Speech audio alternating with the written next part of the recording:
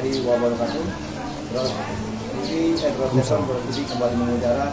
Tadi sudah kita sama-sama menyaksikan pembukaan rapat pleno pengurus pusat yang diperluas. Dari awal ada tari-tarian dan sebagainya, bahkan sempat juga terjadi break ya, forum karena belum sampai forum selama 30 menit. Dan saat ini di hadapan Pro TV ada 5 sekawan ya, 5 sekawan. Dari sebelah kiri dulu, dari sebelah kanan yang paling muda. Ini perwakilan dari Pengda Binjai, Bang Doni. Di sebelahnya bidang organisasi Pengwil Sumut, Bang Husni. Sekretaris Pengwil Sumut, Bang Haji Romai Rama. Oh salah. Dan yang ini sudah beberapa kali diwawancara Terus TV, Ketua Pengwil Sumatera Utara, Bang Ihsan Nudis. Satunya ini bukan dari Sumatera ternyata, dari Kabupaten Bekasi, tapi dia akademisi, ngajar di beberapa kampus, Bang Dr. Doni. Tanggapannya dong, ngajar yang muda dulu boleh Pak ya? Nanti finishingnya yang tua-tua. Bang, harapan Bang Doni terhadap organisasi ke depan setelah melihat sedikit tadi pembukaan RP3ED sampai di break. Oke, bismillahirrahmanirrahim. Terima kasih kepada Grose TV sudah memberikan kesempatan kepada saya. Tanggapan saya sih sebenarnya perkenalan dulu, saya dari Doni Listira dari Binjai Langkat tadi ya Bang, biar lengkap. Binjai Langkat, perwakilan dari Binjai Langkat. Terus terang harapan saya sebenarnya anak-anak muda ini di Ikatan Notaris agar lebih diberdayakan lagi, dan alhamdulillah memang Pengwil Sumut khususnya dan juga Pengda Binjai Langkat sudah memberikan kesempatan. Saya pribadi sih baru setahun jadi notaris ya, tapi alhamdulillah diberikan kesempatan di oleh Pengwil dan juga Pengda untuk ikut terlibat. Ya, ini bagian pembelajaran buat saya pribadi dan untuk teman-teman juga semua yang muda-muda supaya ikut berperan aktif dalam ikatan organisasi notaris ini, agar ini tidak ikatan organisasi ini bukan hanya untuk yang senior-senior saja, tapi juga yang muda harus ikut aktif dan membesarkan organisasi ini. Itu saja dari saya. Assalamualaikum warahmatullahi wabarakatuh. Oh ya. Bang Doni, kalau melihat dinamika tadi di dalam itu, ya, dinamika dalam sebuah organisasi itu umum ya, biasa. Yang namanya perbedaan pendapat, ada kekurangan di sana sini, dan itu alhamdulillah sudah bisa dikoordinasi dengan komunikasi yang baik tanpa dengan emosi, dan alhamdulillah bisa diselesaikan dengan kepala dingin walaupun kita jeda sebentar. Dan inilah yang sebenarnya yang kami dapat belajar, ini yang pengen saya lihat di organisasi seperti apa. Dan kita tahulah banyak pembelajaran di organisasi biasanya di perkumpulan lebih banyak ngototnya daripada bertegang kepala, tapi tadi saya lihat alhamdulillah dapat diselesaikan dengan kepala dingin, walaupun ada beda pendapat itu dapat diselesaikan. Mudah-mudahan kedepannya nanti sampai selesai tetap dengan kepala dingin, organisasi ini bisa bersama-sama maju bersama gitu. Oke. Menarik. Setelah ini masuk ke organisasi kan. Nah, berarti dari bidang organisasi kemana Pak? Bang Husni. Ya, terima kasih. Pertanyaan yang sama. Harapan ke depan. Harapan saya ke depan, kalau kita lihat tadi mengenai pelaksanaan acara RP3ED ini, pada umumnya kita merasa salut bahwa pelaksanaan dapat kita laksanakan, walaupun kita tahu sebelumnya sudah tertunda ini, kira-kira setelah COVID. Sebelumnya 2020 dilaksanakan ini, tapi karena COVID baru hari ini dilaksanakan. Dan pada umum dari awal sampai akhir kalau saya lihat itu tadi cukup berjalan dengan lancar, hanya masalah-masalah teknis yang barangkali yang perlu menjadi perhatian dari kita dapat memaklumi. Barangkali mungkin panitia sudah berusaha, berupaya, dan RP3 ini sungguh sangat perlu ke setiap organisasi kita. Apalagi untuk masa yang akan datang ini, notaris itu cukup banyak, kan begitu. Cukup banyak, kalau tadi dibilang ada 18.000, nanti menjadi 20.000, jadi mesti ada alat kelengkapan dari organisasi ini untuk mengatur setiap anggota itu. Barangkali ini menjadi perhatian untuk pengurus pusat. Terima kasih. Lanjut, Sekjen. Terima kasih. Assalamualaikum warahmatullahi wabarakatuh.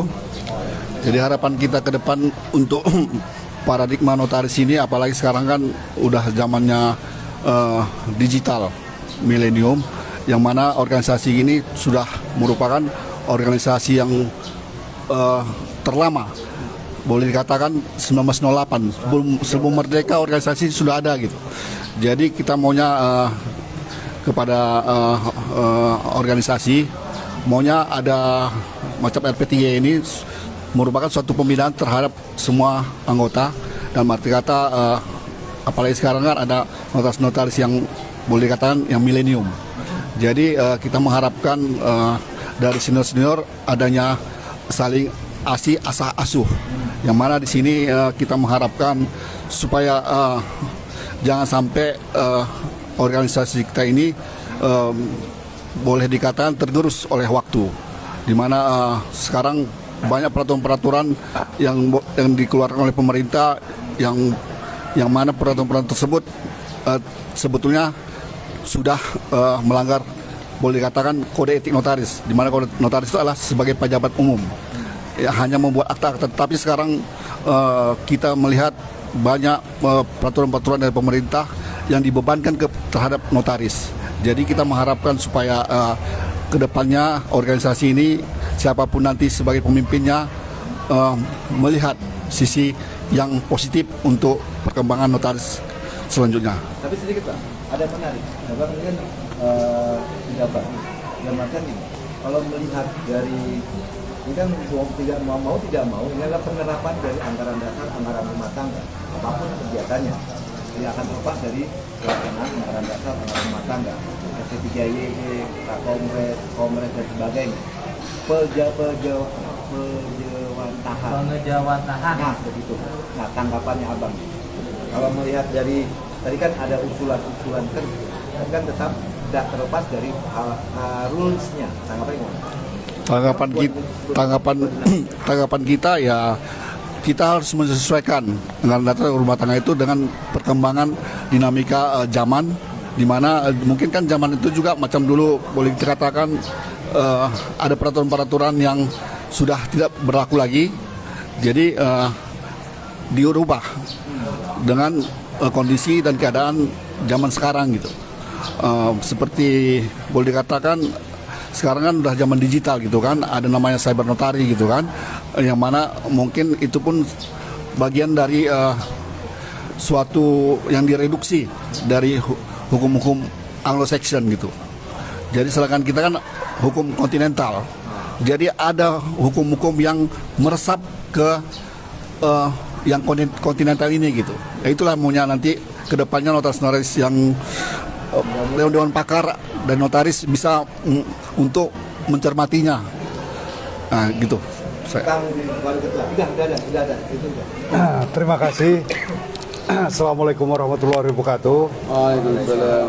Horas, kami dari Sumatera Utara sangat merasa senang ini dalam rangka silaturahmi bisa pula bertemu dengan sahabat Dr. Dodi ya, yang sebelumnya kita hanya mendengar nama, tapi ini secara fisik sudah bisa ketemu, alhamdulillah. Jadi tadi dari Sumatera Utara sudah memberikan tanggapan terkait dengan masalah-masalah keorganisasian. Saya sebagai Ketua Pengwil Sumatera Utara berharap sebenarnya bagaimana kita melihat paradigma notaris itu ke depan. Yang terpenting bagi kita adalah mengetahui sebenarnya peluang-peluang apa yang harus kita rebut. Kemudian tantangan apa yang harus bisa kita antisipasi. Paradigma notaris ke depan, dia dihadapkan kepada berbagai persoalan yang berkaitan dengan sampai sejauh mana kemandiriannya. Kemandirian ini penting, karena memang jabatan notaris itu mempunyai karakteristik tersendiri yang berbeda dengan jabatan-jabatan lain yang seharusnya kita harus berpikir cerdas. Kenapa saya katakan harus berpikir secara cerdas? Karena jabatan notaris ini memang spesial di negara ini.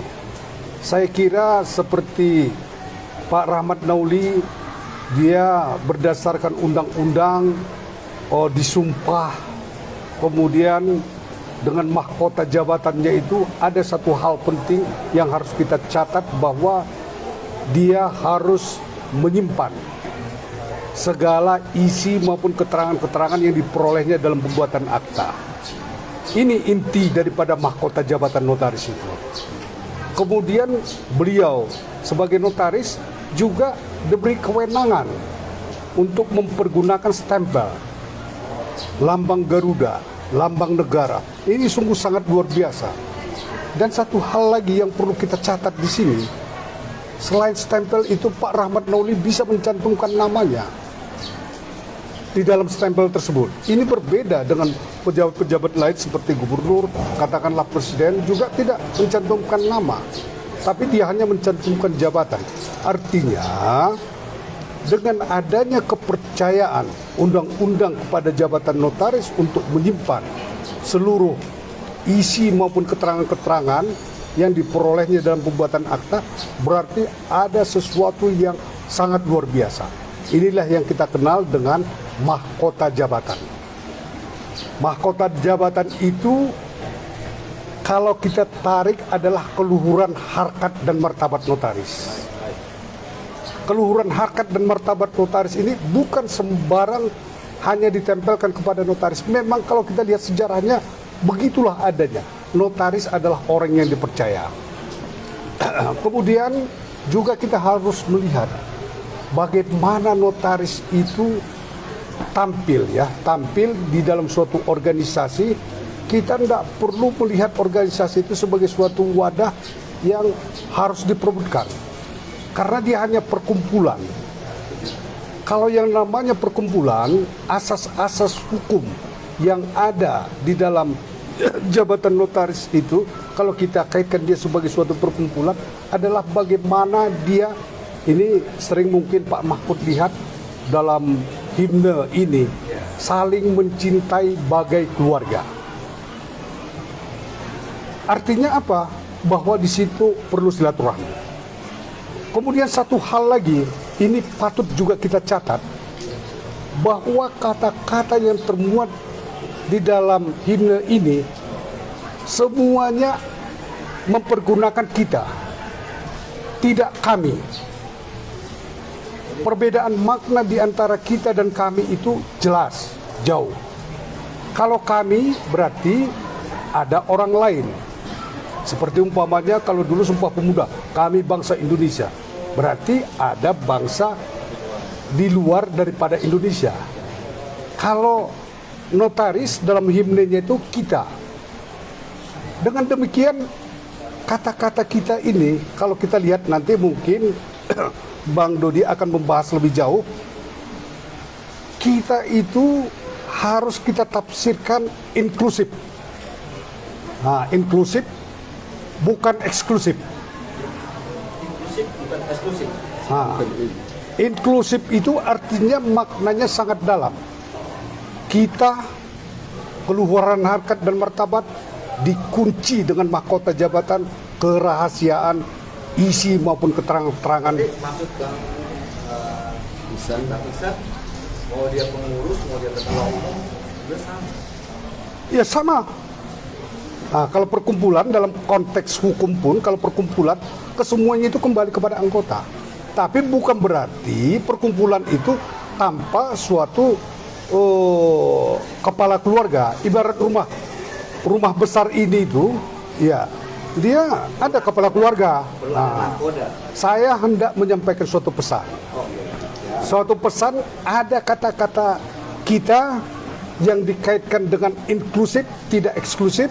Ada kata-kata keluhuran harkat dan martabat, ada mahkota jabatan, keluhuran harkat dan martabat jabatan notaris. Dan saya berharap organisasi ini mampu mengembangkan konsep atau kata-kata kunci yang demikian, sehingga sebenarnya kalau notaris kembali kepada kiprahnya sebagai pejabat umum, dia akan mempunyai nilai tawar yang tinggi dengan pihak lain.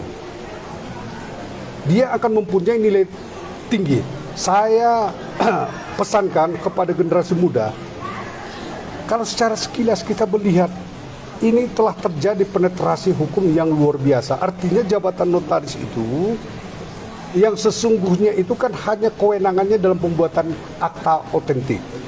Tapi sekarang kita ada PMPJ, kemudian ada yang lain-lain. Bukan berarti itu kita tolak, tapi kita harus tunjukkan jati diri kita. Bahwa kita adalah notaris yang mempunyai karakteristik khusus dan kewenangannya itu sudah ada. Kalau mengenai PMPJ, beneficial ownership, ini memang harus kita dukung karena itu menyangkut masalah keuangan negara yang berkaitan dengan pencucian uang dan pendanaan terorisme. Cuma sampai sejauh mana artinya penempatan beban, tugas dan tanggung jawab tersebut diberikan kepada notaris. Jangan dia bersifat imperatif yang pada akhirnya dia menabrak mahkota jabatan maupun hal-hal lain seperti yang saya jelaskan tadi tentang sifat yang bersifat inklusif tersebut. Kita tahan dulu Pak sampai situ. Kalau Bang Dodi gimana Bang Dodi? Ada pertanyaan nanti, ada menarik yang nanti akan saya tanyakan. Ya. Baik. Oke. Terima kasih Bang Mahfud. Jadi kan ini dari sisi praktisi. Ada pengurus semua. Baik, bismillahirrahmanirrahim. Assalamualaikum warahmatullahi wabarakatuh. Ya. Alhamdulillah ya, hari ini kita berkumpul silaturahmi. Nah, itu kuncinya. Kenapa? Filosofinya tadi sudah dijelaskan oleh beliau. Kita itu sistem kontinental. Artinya apa? Hubungan antar manusia itu utama. Ya kan? Kenapa notaris harus para pihak itu menghadap? Ya, di hadapan, berhadapan bahasanya kan? Karena konstruksi secara manusia ini yang kita utamakan. Ya. Sehingga filosofi dari silaturahmi itu tinggi sekali, termasuk jabatan notaris tadi, jabatan kepercayaan, negara berkepentingan, bangsa Indonesia berkepentingan, masyarakat membutuhkan. Nah, susah kita mau digital apa semua susah. Gimana kita yakin yang bersangkutan gestur tubuh nggak bisa terbaca secara digital, belum bisa. Begitu di sini kan kita bahagia ketemu silaturahmi. Insya Allah diperpanjang umur kita semua, diberi kesehatan, amin ya rabbal alamin. Tuh ya, itu yang perlu dipahami secara filosofinya dulu. Nah, kita perkumpulan ini umurnya sudah lebih dari 100 tahun ya, 113 lah klaim secara formalnya ya kan. Anggota kita juga sudah hampir 20.000. Pendidikan notariat banyak, lulusannya pengen jadi notaris. Kenapa begitu banyak generasi muda pengen jadi notaris? Karena merasakan itu adalah harkat martabat jabatan yang mulia di situ. Ya kan?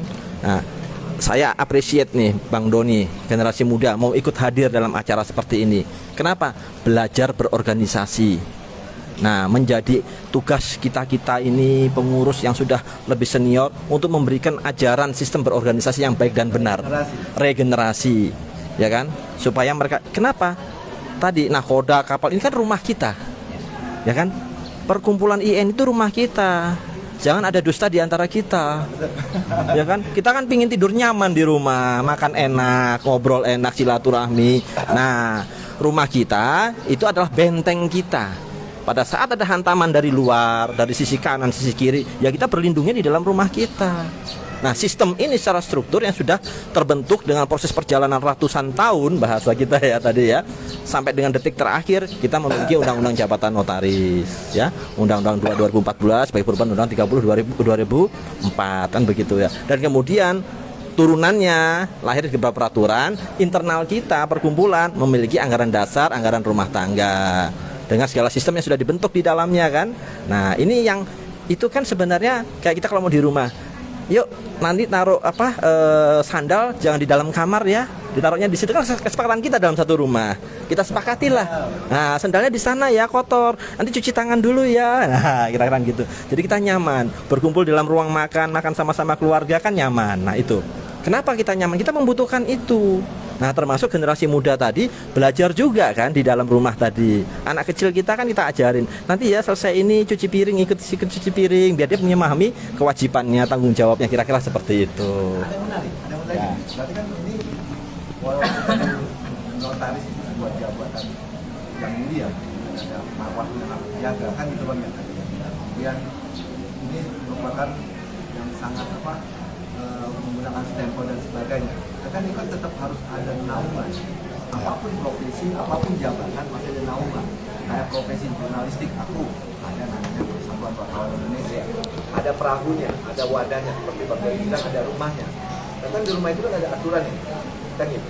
Nah, pertanyaannya, kita ada yang muda dulu bang. Yang tadi yang berdua tinggal meluruskan kalau ada yang bengkok-bengkok. Ada dikotomi tua muda ya. Ini baru tapi sudah aktif di organisasi. Alhamdulillah. Ya. Kalau melihat dari rumah dengan aturan yang sudah ada, tanggapan Bung Doni, bagaimana nih Bung Doni? Dan kan ada di sini kan biasanya kalau sudah bicara rapat pleno yang perluas RP3YD, sudah ada rapat komisi A, B, C, D, tanda petik di situ ada yang pembahasan perubahan anggaran rumah tangga, rancangan perubahan anggaran rumah tangga, rancangan perubahan anggaran dasar, rancangan perubahan kode etik, penetapan kode dan sebagainya. Tanggapan gimana dengan adanya rapat ini dan apa harapannya terhadap rumah besar dengan aturan-aturan yang tadi sudah dijelaskan oleh Pak Doni? Apakah perlu memang ada perubahan kah? Terus bagaimana sistem perubahannya kah? Yang muda dulu nih, nanti yang tua tinggal diluruskan dengan pengalamannya. Ya terima kasih Mas. Kalau saya sih terfokus kepada karena kita yang baru-baru ini ya. Saya juga sempat merasakan ya pasti merasakan semua yang muda ini yang menjadi ALB dengan anggaran dasar dan ART yang terbaru ya. Ya saya diskusi sama teman-teman juga itu ya banyak yang merasa keberatan khususnya ya biasa yang saya dengar itu adalah poin yang poinnya tidak berat untuk ikut menambah ilmu. Kita sih senang ya untuk menambah ilmu tapi dengan biaya mungkin yang tidak beda ya misalnya kita bandingkan karena istri saya juga dokter punya organisasi juga ya, mereka dikejar poin juga tapi mereka sudah menjadi dokter dan mereka sudah bisa praktek, sudah menghasilkan. Nah sedangkan kami yang ALB ini belum bisa praktek, harus keluar uang. Nah itu yang sebenarnya yang bisa saya kasih contoh simpel perbandingan itu yang saya harapkan sih di anggaran dasar dan anggaran rumah tangganya di diskusi ada perubahan itulah bagaimana supaya meringankan untuk generasi muda ya, insya Allah yang senior juga lebih membantu supaya junior bisa berkembang menjadi lebih besar karena ilmu ini kan semakin kita bertambah ilmu kita juga semakin lebih baik menjadi notaris, seperti itu kira-kira. Nah bagaimana di bang organisasi? Jadi bang organisasi. Ya kalau pandangan kita kan organisasi itu menampung aspirasi dari seluruh anggota. Apabila di antara apapun seluruh anggota merasa ada hal-hal yang barangkali memberatkan ataupun apapun bentuknya yang kurang berkenan, itu bisa dievaluasi, dibicarakan di tingkat seperti saat sekarang inilah. Kadang-kadang ada di RP3YD atau di anggaran dasar ada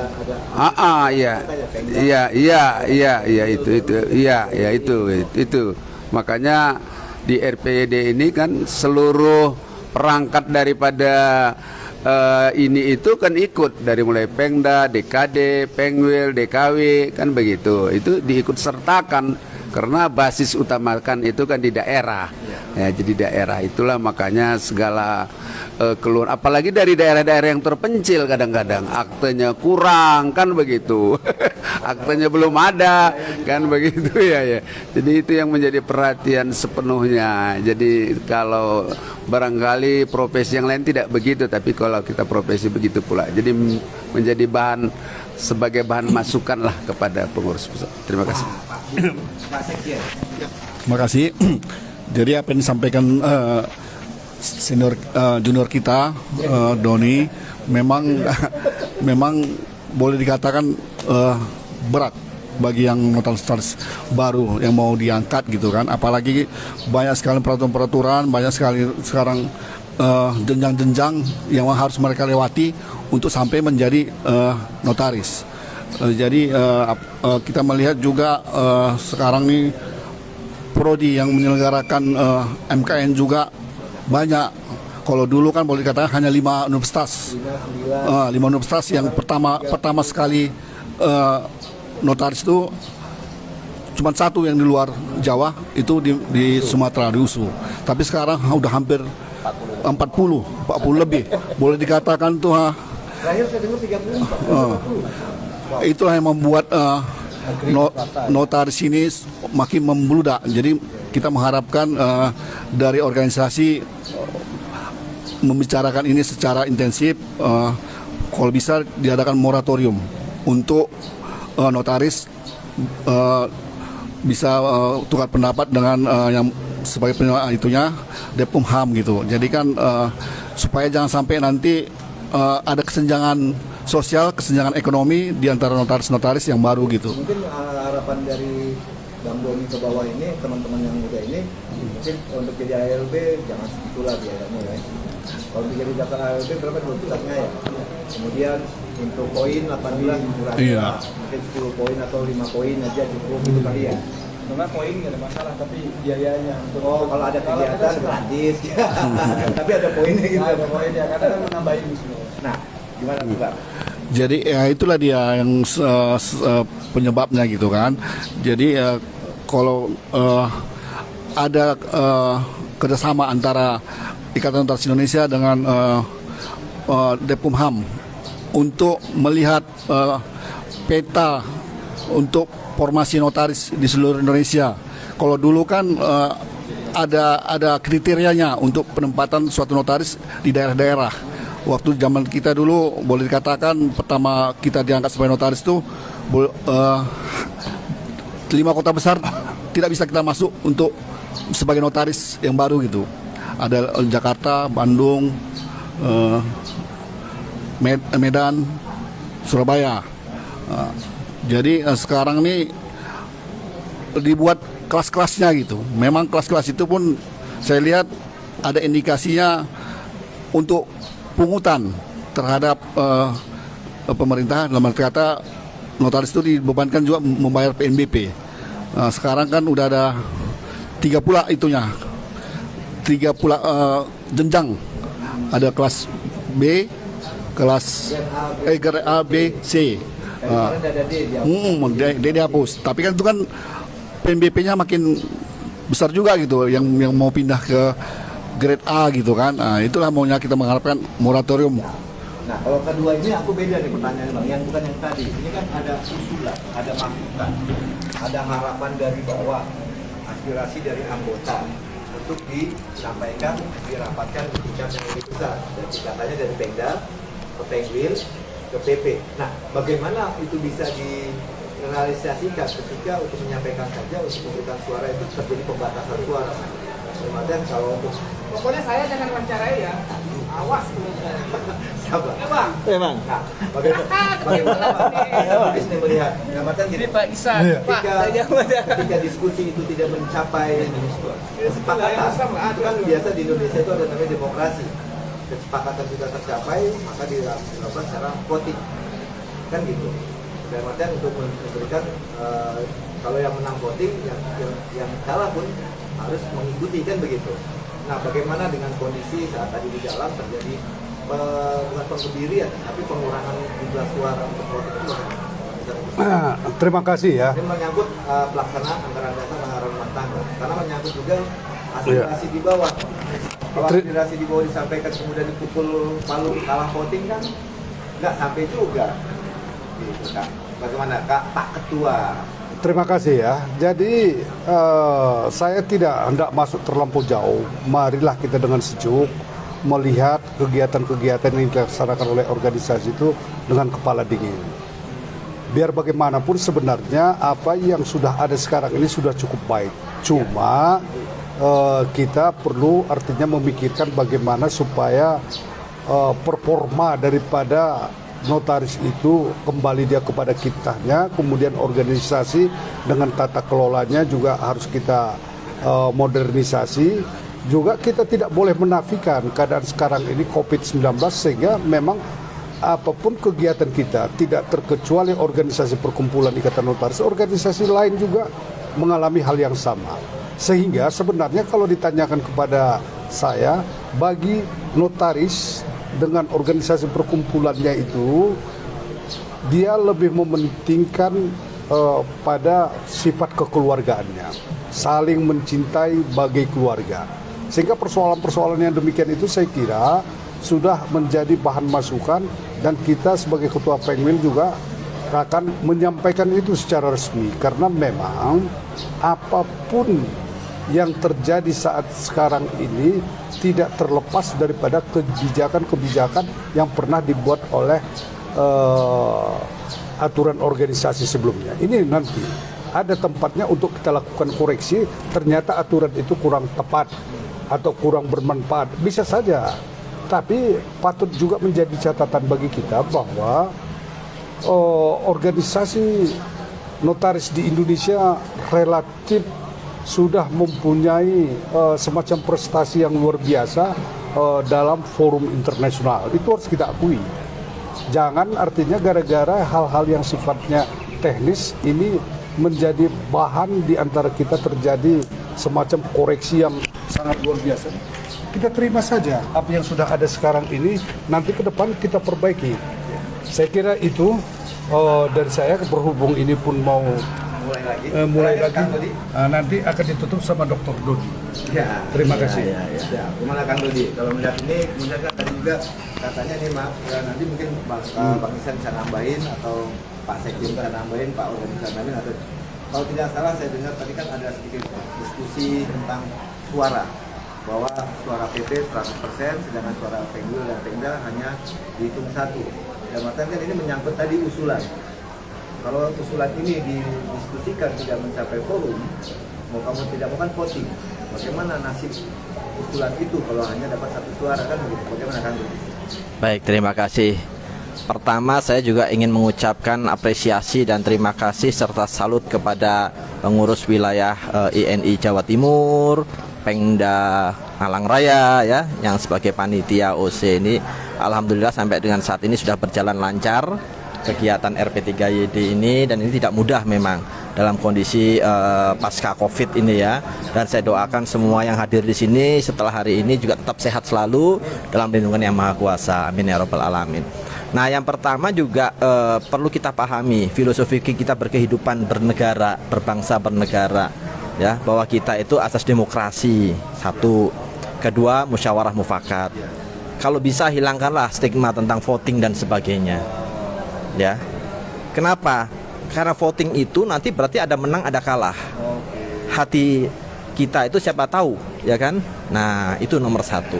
Hindari kalau bisa itu ya. Istilah stigma kita harus selalu bervoting gitu ya. Lebih kepada Musyawarah mufakat tadi kita keluarga ya. Nah, saya manggil beliau Pak Doktor ya. Saya doakan segera menjadi doktornya. Amin ya rabbal alamin. Dan saya siap mendukung ya. Nah, kontak aja nanti gitu. Saya paling suka. Dari dulu harapan kita bahwa banyak sekali notaris harus segera jadi doktor. akademisi begitu. Harus jadi doktor kalau bisa. Betul. Ya. Nah, terus yang kedua tadi ilustrasi kita suatu rumah ya, demokrasi di dalam rumah itu harus kita bangun.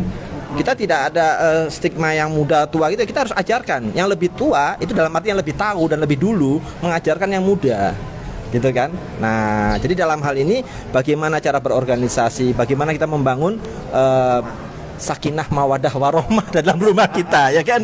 Nah, enak kita nanti main ke Sumatera Utara ya, makan duren di sana kalau masih berani ya kan. Nanti kalau mau ke Bekasi kontak saya di Bekasi, ada namanya gabus pucung.